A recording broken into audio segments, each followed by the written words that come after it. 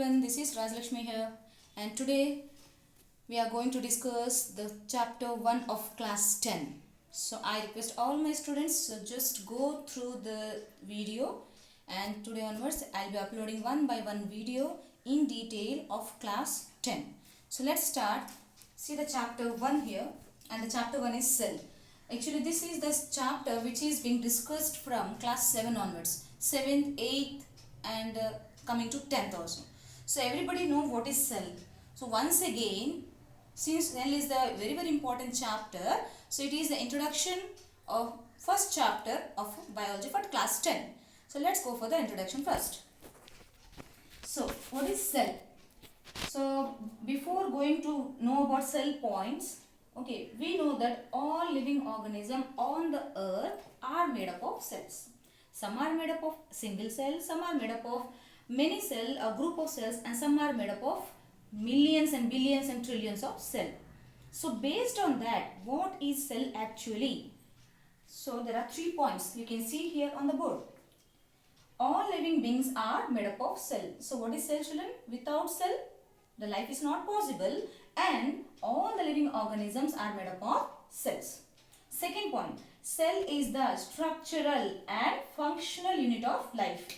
Structural, what is structural, children? Now you have your body parts like hands, legs and all the body, eye, nose, all the body parts, and every body parts perform a particular function or a specific function. So cell gives structure to the body.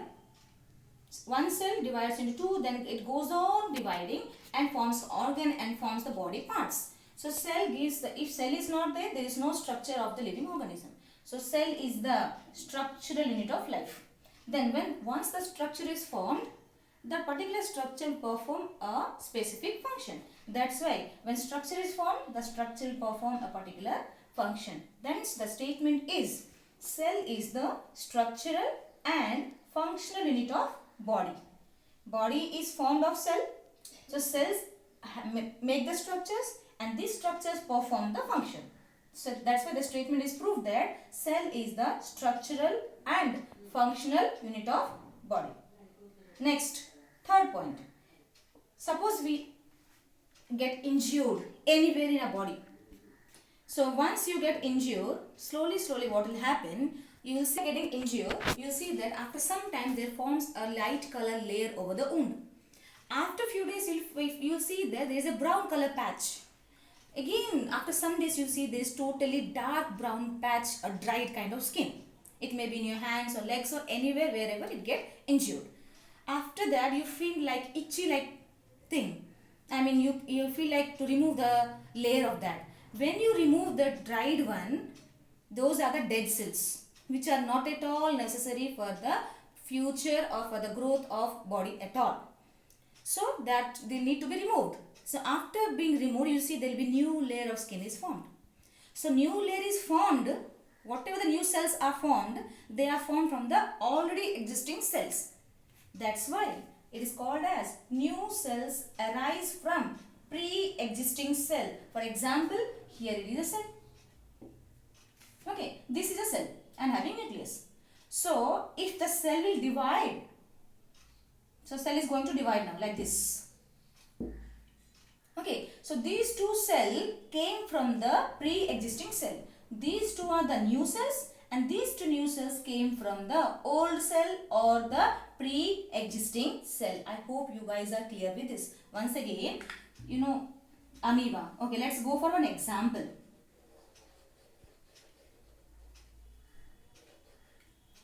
You know, amoeba have irregular shape. Okay, and it is an unicellular. The body of organism or amoeba is made up of only single cell. So this amoeba, when it is ready to divide, when it divides into two daughter cells. So when it divides, these two daughter cells came from this parent cell. So once these two daughter cells are formed, the parent cell does not there.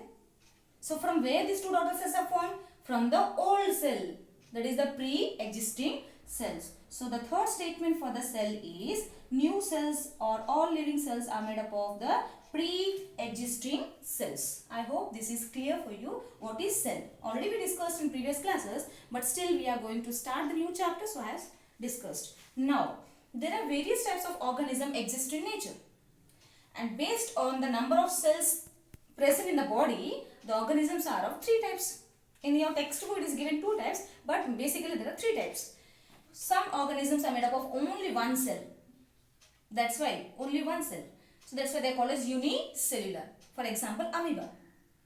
Some organisms are made up of more than one cell. So they are called as multicellular. For example, Hydra. You know, everybody know Hydra. Hydra is a multicellular made up of many cells. So unicellular example is amoeba and multicellular example is Hydra. There are some organisms that not only made up of group of cells or many cells, millions and billions of cells, tissue which perform organ and which perform a particular function and make out whole body. And those are called as complex multicellular organism. And examples are humans, plants, animals, etc. Once again, based on the presence of number of cells in the body, the organisms are basically categorized into three parts. Some are having only one cell. That's why they come under unicellular. Some are having more than one cell, maybe few cells. That's why they come under multicellular. An example, Hydra. But some are there organism whose body is made up of billions of trillions of cells. Okay, and those comes under complex multicellular. Now let's go to the next topic. There are various types of cells present in the body or in the nature. Okay, so smallest cell in the nature, the smallest cell of living organism are, you can see here, RBC. You know RBC, red blood cell, or it is also called as scientific name. Its scientific name is erythrocytes. So the smallest cells present are called as RBC, and the bacteria are the very, very smallest cells. Then some cells are long. Okay, so some cells are long. You know, nerve cells, neuron. We say neuron. I hope we are 7th class, 8th class, 9th class, 9th I hope we don't have. Okay, so everywhere we have a diagram like this. This is structure of neuron. And I think all of you most have practiced this diagram many times, and most of you got the question in the exam also. So this is called as neuron. So neuron is the longest cell in the nature. Okay. So smallest cell is RBC and certain bacteria also. Longest cell is the nerve cell, that is neuron, and the largest cell, you know, birds give egg. The largest cell is the ostrich egg, but all the birds give egg, and egg is the single cell which is the largest one. Single largest cell is the eggs. All the eggs are the single cell. So now tell me, what are the types of cells, children? There are three different types of cells: smallest, longest and largest. Smallest cells are RBC, example are RBC bacteria. Longest cell is the nerve cell which is present in the nervous system of our body, and largest cell is the bird's egg. And the largest cell among all the birds is the ostrich egg. Okay, now let's move to the next topic, different shapes of cells. Okay, so shapes of cells, some cells are circular. For example, we all are human being, but we all are different from one another. Some are height, some are short, some are black, some are white, some are grey, and some have different features. Similarly, being cells also are of different shapes. So first one is circular, and the example of circular is one RBC. The second one is amoeboid. Amoeboid means not having fixed shape, irregular shape. So a type of cell which is present in a body which does not have fixed shape is your WBC. Okay, and third one is your long. Some cells are very long. Just now we discussed which is that nerve cell or neuron. Okay, and next one is your bean shaped. Bean shaped means that is called guard cell. In leaf, where stomatas are there. Stomata, I think this one also you learned in class 7.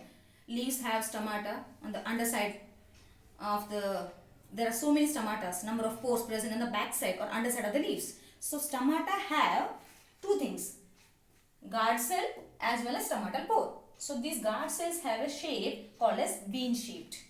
So what is the conclusion here? There are different shapes of cells present in nature or exist in nature. Some are circular, some are amoeboid, some are long and some are bean shaped. Amoeboid example already given, WBC. Circular is RBC, long is the nerve cell, and bean shaped is the guard cell. So this is all about the first part of the chapter 1. For the further parts, part 2, in which we are going to complete the first chapter, we'll discuss in the next video. Till then, thank you. Bye-bye.